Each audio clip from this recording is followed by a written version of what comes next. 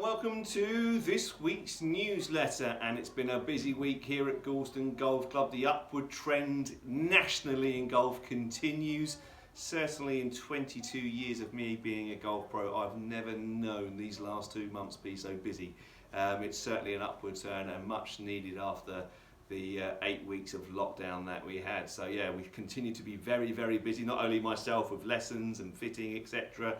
in the shop, but also out on the golf course. We have got unprecedented numbers out on that golf course. All great for business, and my word, we all need it after those 8 weeks. But yeah, it is very, very busy. So your patience, as always, is a must, please. Thank you very much.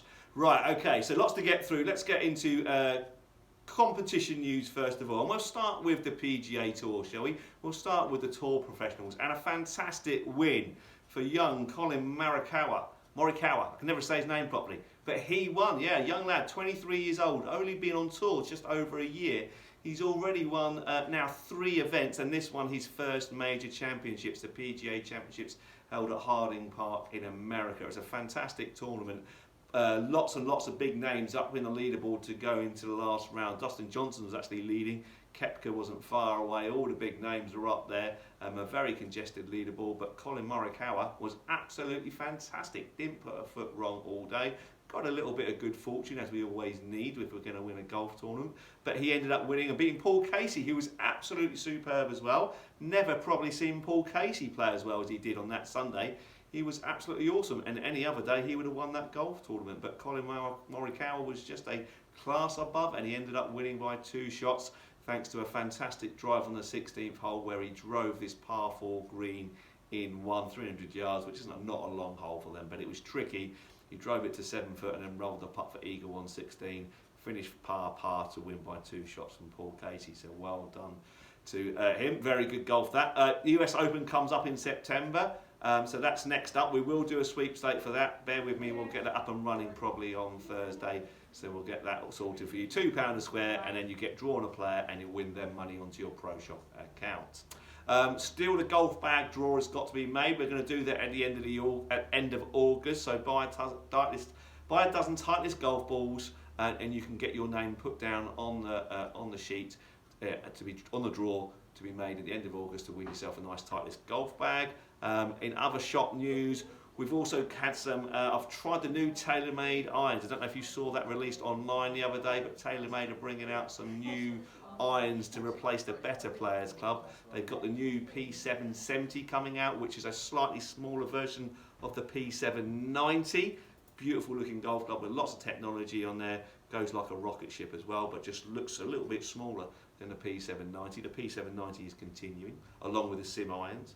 But they're also bringing out the P7CB, the P7 cavity back, which is to replace the P760, which is that kind of semi-blade, semi-cavity back club, which is lovely. And then they're also bringing out the P7MB, the muscle back iron, which is like the blade. Again, another gorgeous looking golf club.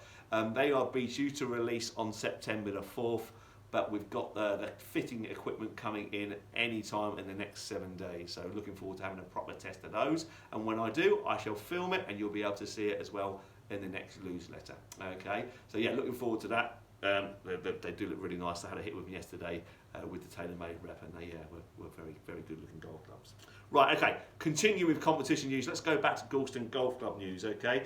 And we'll go back to last Wednesday in the ladies competition. The commemorative Golf Foundation Plate Stapleford, where Anne Amos won Division 1 with 39 points. Well done, Anne. Division 2 was won by Marietta Holmes with 45 points. Well done, Marietta. Fantastic golf that. Superb. Neil Majeri came second with 40 points. Well done. That's another good score there. And in Division 3, Rosemary Hodgkin won with 42 points, beating Dawn Barnum into second on 41 points. Great scoring, ladies. Well done. Super golf that. On Thursday, the men played their midweek Stapleford, where incidentally next Thursday, the 20th, we're going to try a 2T start. Just a trial, let's see if we can get, because I know a lot of people want to play between sort of 8 and 10. That's the most popular time, but not everybody can, so we're going to trial a 2T start. Whether it works with the pure numbers we have playing on a Thursday, I don't know, but I think it's worth a go. So make sure you get your names down early for that. Again, tea time bookings will open at 6:45 in the morning, as they always do for the next 7 days. Yeah, so get your name down for that. A 2T start on Thursday the 20th. But going back to this midweek, Stapleford, Owen Derby won Division 1 with 41 points. Well done, Owen. Paul Platten came second with 40 points. Well done, Paul. Nice to see that. Paul had a little lesson with me a couple of weeks ago and told me that it's working very well. So well done, Paul. Keep up the good work. A nice return to form there. In Division 2, three-way tie on 42 points with Tom Houchin coming out on top on countback, beating Jack Flaxman and John Hopwood both into second and third, also with 42 points. Well done, gents. Good golf. That. And in Division 3, where are we? Peter Marshall won with 42 points, beating Jamie Burridge into second, also on 42 points. Great stuff, that. Just seeing Jack's name on the leaderboard, Jack Flaxman there. We had a Captain Pro match with them a couple of weeks ago, which I forgot to mention at the time, where we had a great game against him and Bob Cooper. We tied it all up. We drew 37 points in the end. It was a very up and down game. Bob Cooper was probably the best out of the four of us. He played very well on that day. Jack Flaxman, I could see the return to form actually. No wonder he got 42 points. He didn't play very well that front nine that day, but on the back nine he did play much better. So I was kind of expecting to see Jack up there at some point because I saw that he was starting to swing it well and just needed a bit of confidence. But we drew that one 37 points all, our first draw of the season. And then last week we played against Kev Shaw and Nick Carver. Another good game. We managed to get 41 points in the end, which was quite tidy. Again, me and the captain seem to be dovetailing really well at the moment. Neither of us playing particularly well, but when one plays the hole badly, the other generally has played it quite well, so we're dovetailing well. Kevin and Nick would do really well they were 1 point behind us for up until the 17th tee, just 1 point in it, a really close game, and then they had a bad finish which kind of made the result look a little bit one-sided, but it was a lot closer than the results suggest. I think we won by 5 points in the end. So that means after 4 matches, the captain and I have won 3 and drew 1, so we're going well, we're undefeated, so that's encouraging. We've got Ray Pope and Steve Hurd this Thursday, so we'll do well to stay undefeated into next week, but we'll give it our best shot, certainly. Thank you to everybody who's taken part. Thoroughly enjoying getting out there. Right, let's go now back to last Sunday's monthly medal on Malcolm King Vase, where talk of Ray Pope, here he is, look, coming into form, just at the right time for him, not so much for me.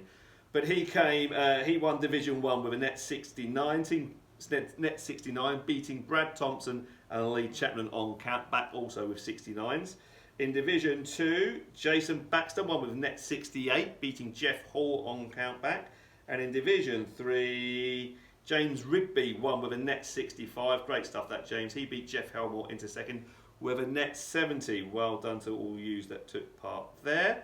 And the only other thing we've got to tell you about is a couple of junior competitions. Last Friday, we had the Richard Hunt Day. All went very, very, very well. Raised a lot of money for the junior section, which is superb. Thank you very much for your support.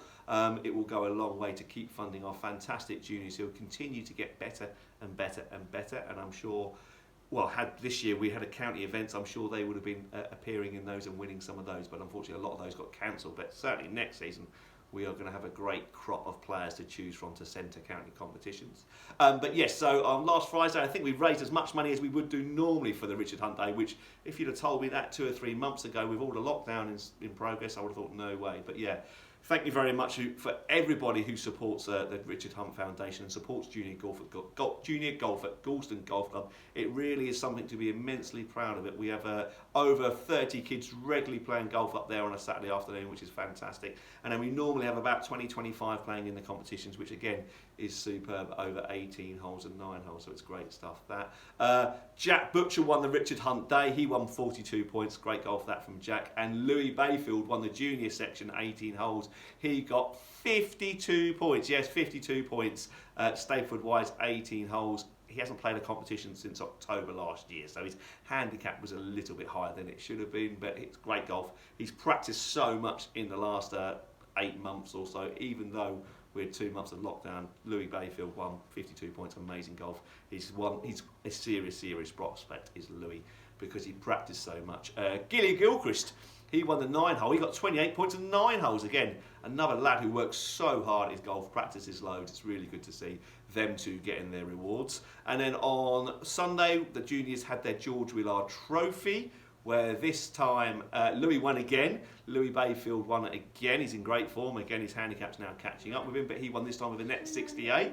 So great stuff that. And in a 9-hole, Chloe Punter had a nice little return to form. She won with 19 points for the 9-hole. So well done, kids. Great golf that. Keep practicing. You're getting all your rewards are now coming through. Great to see. Right, okay, that's it for this week. No tip of the week this week, I'm afraid. I haven't got time for it, but just please be aware about your course management out on the golf course at the moment. That's all I'd say to you. Yeah, you don't need to hit driver on an every tee. You don't have to do it at the best of times, but my 4-iron the other day down 16 went something like 270 yards. Well, 60 yards further when it would do normally. Yeah, okay. So think about your strategy. Think about your misses. Sometimes you can short side yourself. Like an example is down the third, if you get it pin high on the left on the third, but you've got to chip over that bunker, you've got no chance of stopping on the green. Yeah, so think about not only what clubs to use off the tee, but also if you are going to miss the green, where's the best place, where's the easiest place to chip from to give me a good shot onto the green to knock the putt in from there. Strategy is so important when the golf course is firm, fast and bouncy as it is at the moment. Yeah, so think about your strategy when you're out on that golf course, and I'm sure your scores will come down. Right, that's it. That really is everything for this week. Thanks very much for watching, and I'll speak to you all soon. Bye-bye.